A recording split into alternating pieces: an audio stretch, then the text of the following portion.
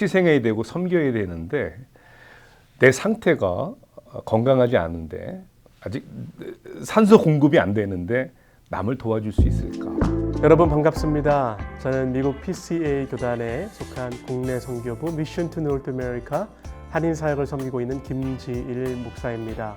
우리 PCA 교단에서 열심히 사역하고 계신 우리 목사님들, 더 나아가서 미주 전체에 그리고 우리 고국 한국에 계신 많은 목회자들이 저희들이 이렇게 대화하고 나누는 영상을 통해서 함께 공감하고 소통하며 많은 지혜들이 나눠지길 소망합니다. 앞으로 여러 다양한 주제들에 대해서 나눌 텐데요.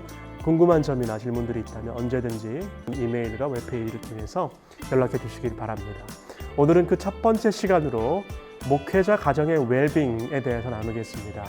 오늘 우리와 함께 할 분은 PCA M&A 한인사역 코디네이터로 섬기고 계시고 아틀란타 세교회 개척 그리고 원로 목사님이신 심수영 목사님과 함께 시간을 보내도록 하겠습니다.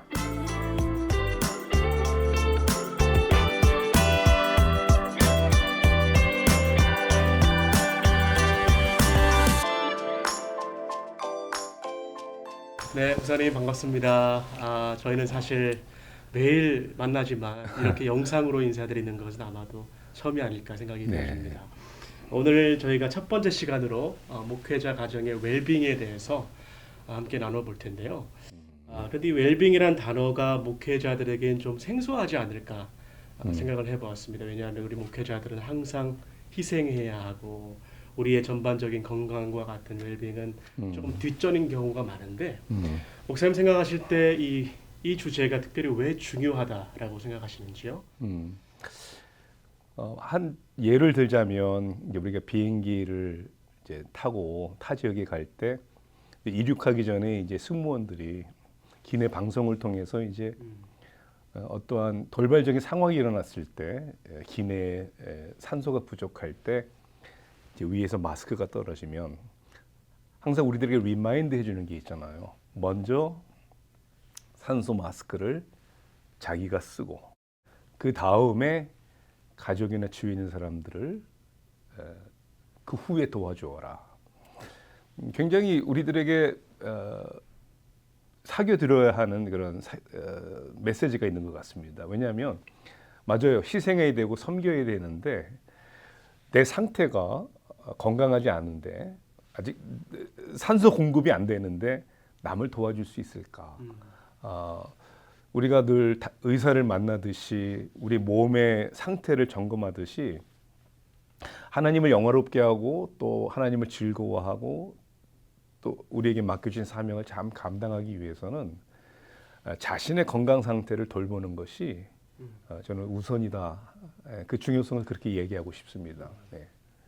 노약자나 어린이가 아닌 우리 자신이 먼저 산소 마스크를 써야 된다. 참 중요한 내용인 것 같은데요. 그렇다면 먼저 우리가 웰빙의 정의를 혹시 어떻게 내릴 수 있을까요? 목사님에게는 웰빙의 정의. 이 목회 길이라는 것은 사실은 단기간이 아니고 장기적인 거잖아요. 그리고 그 목회의 어려운 상황 속에서 끝까지 잘 마칠 뿐만 아니라 열매 맺는 삶을 살고 사역을 하기 위해서 목회자가 전인적으로 건강한 것. 전인적이라는 얘기는 우리가 Resilient Ministry라는 책에서 나온 이야기들 있잖아요. 자기의 영적 성장, Spiritual Formation, 또 자기를 돌볼 줄 아는 어떤 삶의 건강한 습관, 리더십 매니지먼트, 가족과 결혼 생활, 그리고 뭐 정서적인 건강 상태. 저는 여기에 경제적인 어떤 건강 상태도 포함하고 싶어요. 네. 이런 전인적인 건강한 목회자와 목회자의 가정의 상태를 우리가 웰빙이다라고 얘기할 수 있겠죠. 예. 그러니까 전인적인 건강의 상태를 유지하면서도 우리 삶 가운데 열매를 맺는 것이 그렇죠. 열매를 맺기 위해서는 그런 전인적인 우리의 삶의 건강한 상태를 유지하는 것이 중요하죠. 네. 그러네요.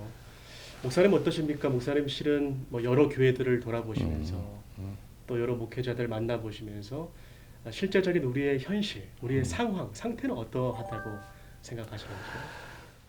물론 이런 건강의 중요성을 잘 아시고 잘 하시는 분들이 많이 있겠지만 제가 볼 때 전반적으로 보면 우리 목회자들이 자신과 자신의 가정을 제대로 돌보고 있지 않다라는 그러한 생각이 듭니다.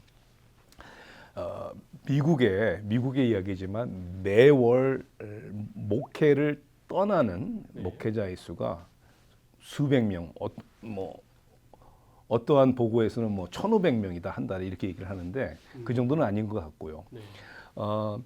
우리 교단의 제네바 베네피츠라는 이제 우리 뭐 은퇴 연금을 주관하는 그러한 사역이지만 여기에 Pastoral Wellbeing Director로 작년에 이제 사역을 시작한 폴 조이노가 이런 얘기를 하더라고요. 우리 PCA 교단 안에 지난 5, 6년간 이런 표현을 써서 영어로 tapped out or sinned out. 그런 목회자가 수백 명이다. 탭다운이라는 말씀은 스포츠 경기에서 봤지. 그렇죠. 행복한다라고. 네, 그러니까 그렇죠. 뭐 이렇게 격투기에서 이렇게 이제 나 이제 그만할래, 포기할래 할 때 이렇게 탭한다는 그런 의미로. 그러니까 쉽게 하면 나 더 이상 이제 목회 못해. 할 수 없어. 그래서 목회를 떠나는 경우를 얘기하는 것이고, sinned out이라는 얘기는 뭐냐면 어떤 도덕적이고 윤리적인 죄를 지어서 이제 목회를 떠날 수밖에 없는. 물론은 이거는 심각한 상황을 얘기하지만 이런 목회자들이 수백 명이 된다는 것은 우리가 좀 고민하고 생각해봐야 할 부분이라고 생각을 합니다. 굉장히 충격적인. 네. 우리 한국 목회자들의 경우에는 뭐 그런 경우도 뭐 간혹 있겠지만 어떻게 보면 건강하지 않은 목회자와 목회자 가정의 어떤 증상들이 그 정도는 아니지만은 다른 면으로 많이 나타나는 것 같아요. 예를 들자면 소망을 이뤘다든지 또 가정의 관계가 많이 어그러졌다든지 뭐 저도 그러한 솔직하게 고백을 할 수밖에 없는 게 목회자와 저와 우리 아이들과의 관계 이런 것들이 어떻게 보면 우리들의 건강한 상태가 건강하지 않다라는 것을 말해줄 수 있는 것 같아요. 목사님 그렇다면 성경에서 웰빙은 어떻게 설명하고 있을까요? 웰빙의 성경. 뭐 저는 뭐 성경 창세기부터 요한계시록까지 그렇죠. 우리 자신들의 중요성을 다 얘기하고 있는 것 같아요. 몇 가지 생각나는 부분은 무릇 지킬 것보다 내 마음을 지켜라. 이에서 뭐 생명의 근원이 나느니라. 4장 23절인가요? 잠언서. 고린도전서 말씀해 보면 3장 16절인가요? 너희가 하나님의 성전인 것과 너희 안에 하나님의 성령이 계시는 것을 알지 못하느냐. 그러니까 하나님의 사랑을 받은 우리 자신이 어떠한 이기주의적이고 셀피시한 그런 사람이 되라는 의미가 아니고 내가 귀하다는 것이죠. 율법사의 질문에 예수님이 가장 큰 계명을 말씀하실 때도 하나님을 사랑하는 것이 우선이지만 두 번째 계명을 이렇게 설명하셨잖아요. 내 이웃을 어떻게 사랑하라고요? 자기 몸처럼. 그러니까 love your neighbors as you love yourself. 그러니까 진정한 목회자의 웰빙과 목회자 가정 웰빙이라는 것은 성경적으로 내 자신과 나에게 가장 소중한 사람들을 먼저 사랑할 수 있는 저는 그런 것을 의미한다고 생각을 해요. 참 목사님 말씀 듣다 보니까 이것이 이렇게도 중요한데 왜 우리는 그동안 우리의 건강을 위해서 또 우리의 행복을 위해서 자신을 돌보지 못했을까 참 안타까운 생각이 드는데 그래서 그 이유가 뭐라고 생각하십니까? 여러 가지 이유가 있겠지만은 그 리질리언 책에서 제가 언급한 책에서 세 가지 이유를 얘기를 하는데 이렇게 얘기하는데 제가 굉장히 많이 공감을 했고 제 자신을 돌아보게 됐어요. 첫째는 뭐냐면 비현실적인 어떤 목회와 목회자에 대한 기대, 목회자 가정의 기대에 의해서 자기를 돌볼 수 있는 시간적 정서적인 그런 여유도 없는 것 같아요. 여유도 없는 것 같아요. 네. 그냥 우리가 해야 되는 일 그리고 우리의 삶에 닥치는 여러 가지 일들을 해내어가는 우리의 삶의 분주함 가운데 내 자신을 돌아볼 수 있는 어떠한 시간적 정서적인 여유가 없는 그게 아마 가장 중요한 이유 중에 하나일 거고 두 번째는 그 중요성을 왜 그렇게 되는지 모르겠지만은 그 중요성을 우리가 깨달지도 인정하지도 못하는 것이죠. 네. 내가 중요하다. 내 건강이 중요하다. 나를 중요하다는 것을 아는 것만이 아니라 내가 중요하기 때문에 내가 하나님 앞에 사람들 앞에 그리고 내 자신에게 있어서의 내 가족들은 물론이지만은 내가 건강하고 행복하게 사는 게 중요하다. 깨달을 뿐만 아니라 그것을 위해서 내가 투자하고 그것을 위해서 노력하는 거기에 대한 중요성을 우리가 인식하지 못하지 않았나. 네.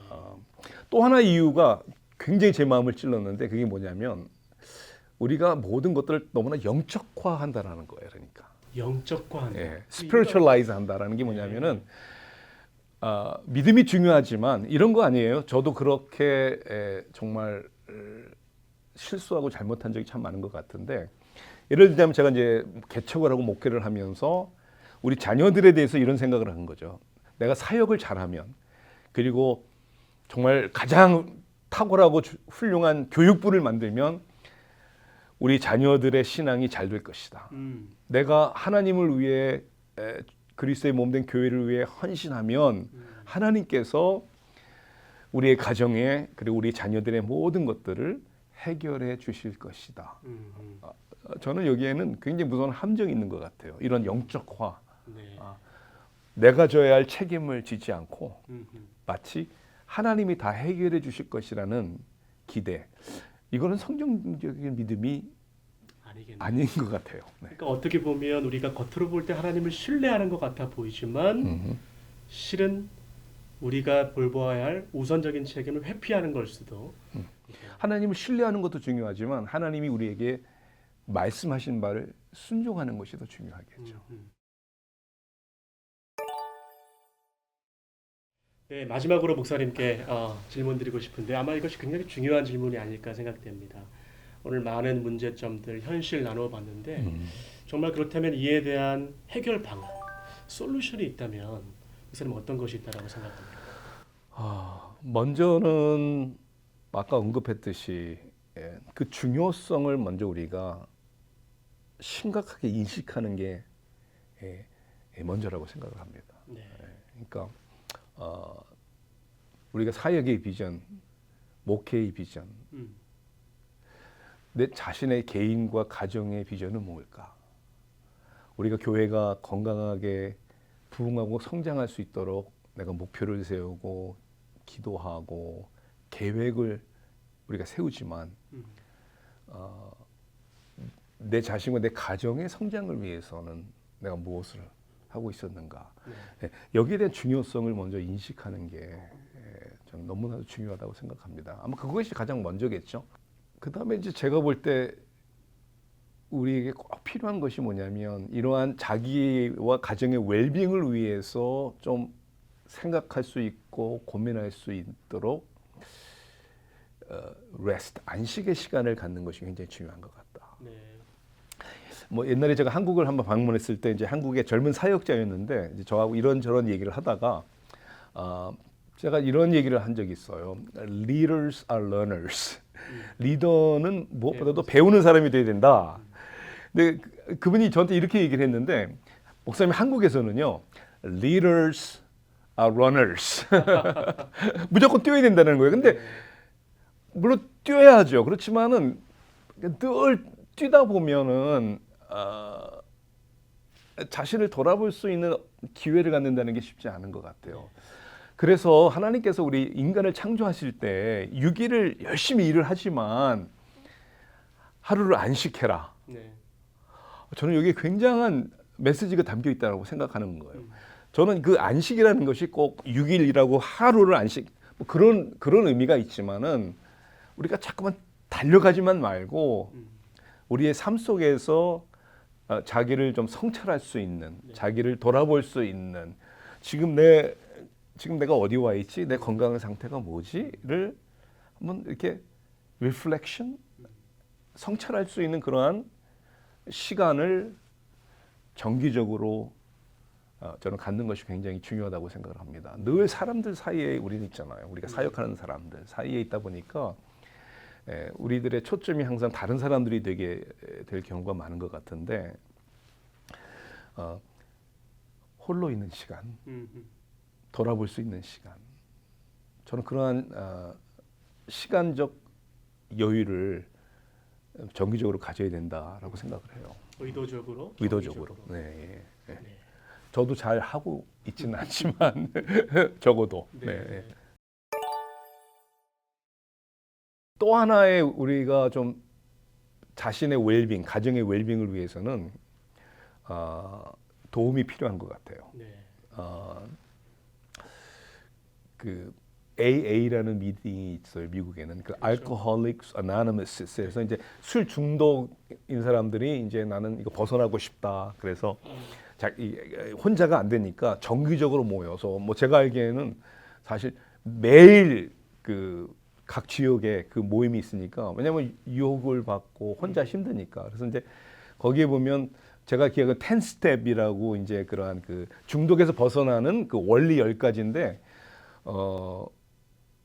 그 중에 이제 하나가 이제 저는 알코올 중독자입니다. 이걸 인정하는 게 중요하지만은 가장 중요한 게 뭐냐면 이것은 내 스스로 극복할 수 없습니다. 그래서 그 higher being, 그러니까 하나님이라는 뭐 다 크리스천들은 아니겠지만은 신의 존재를 우리는 인정하고 도움을 받아야 된다. 그리고 서로로부터 우리는 서로 돕고 도움을 받아야 된다라고 얘기하는 것처럼 우리 목회자에게 있어서도 저는 먼저 내가 건강하지 않구나, 더 건강해야 되는구나, 라는 그러한 갈망, 인식이 있어야 되고, 그리고 하나님, 이것은 제 혼자 심으면 안 됩니다. 네. 나는 일 중독자이고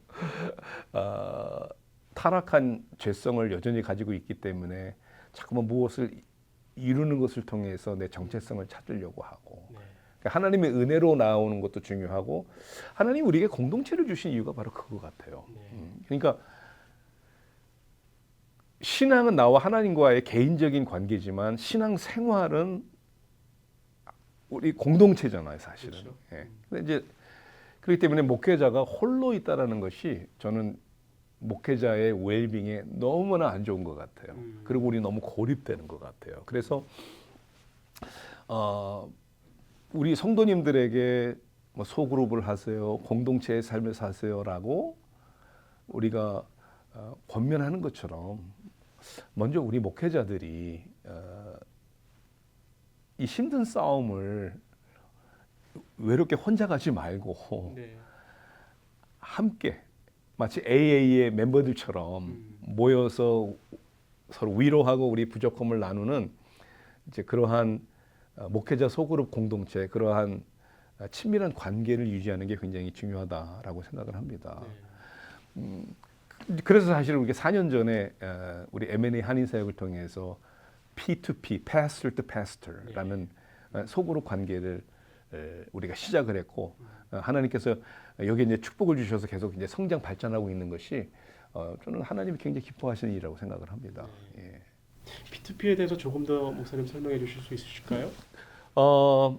그렇죠. 이제 사실 이제 팬데믹이 일어나면서 우리가 이제 만날 수가 없으니까 이제 또 M&A 한인 사역을 어떻게 해야 될까 하면서 이제 줌으로 이제 미팅을 많이 가지면서 우리 목회자들의 그 당시에 이제 웰빙을 위해서 우리가 좋은 책을 하나 읽고 함께 나눔을 가졌으면 좋겠다 해서 아까 언급한 Resilient Ministry라는 책을 가지고 우리 PC 한인 목회자들이 5번에 걸쳐서 만났던 걸로 기억이 나요.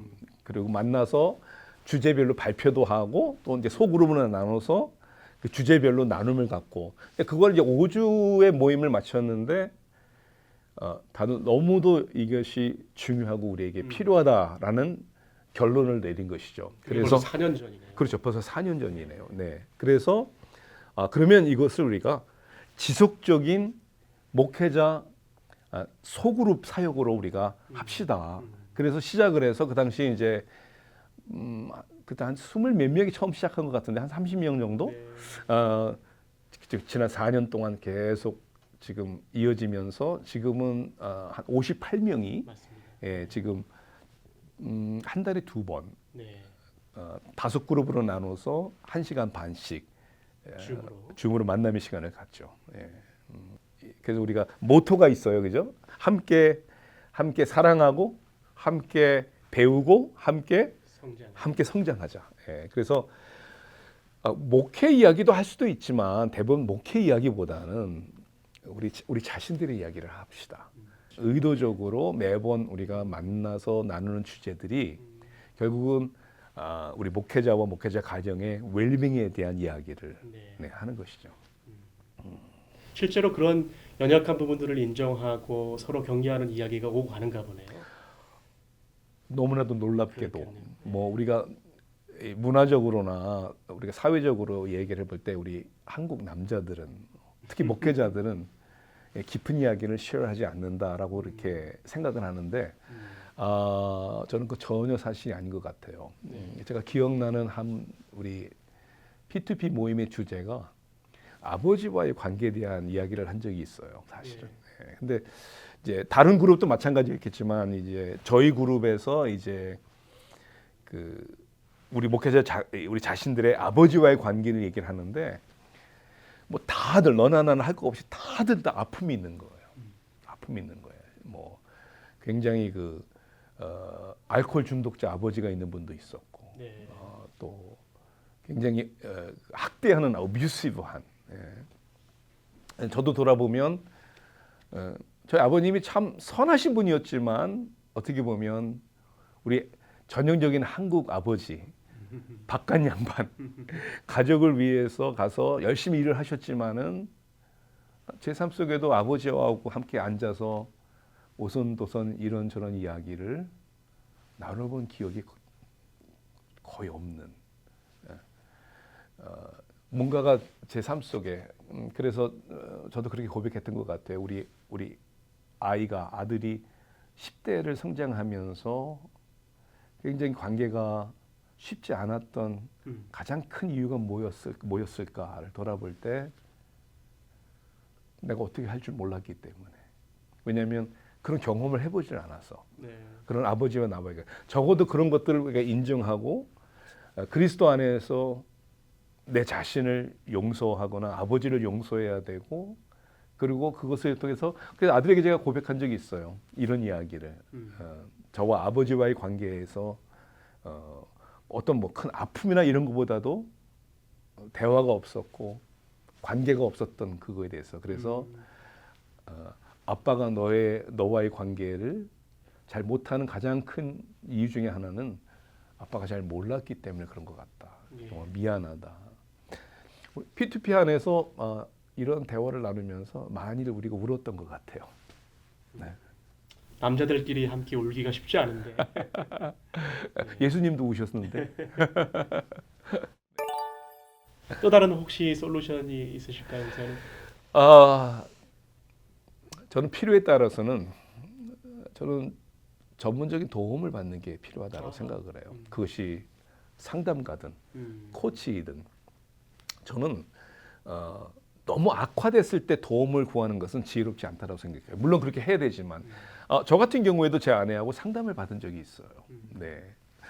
자녀들을 이렇게 키우는 데 있어서 잘 소통이 안 될 때, 어떻게 해야 될지 모를 때, 그냥 우리끼리 앉아서 우리의 제한된 상황과 지식 가운데 뭘 해결하려고 하지 말고, 그냥 멘토가 중요하고, 카운슬러가 중요하고, 또 그리고 이게 코칭 사역을 우리가 굉장히 강조하는 이유가 리더십 코칭도 중요하지만 때로는 우리의 라이프 코치.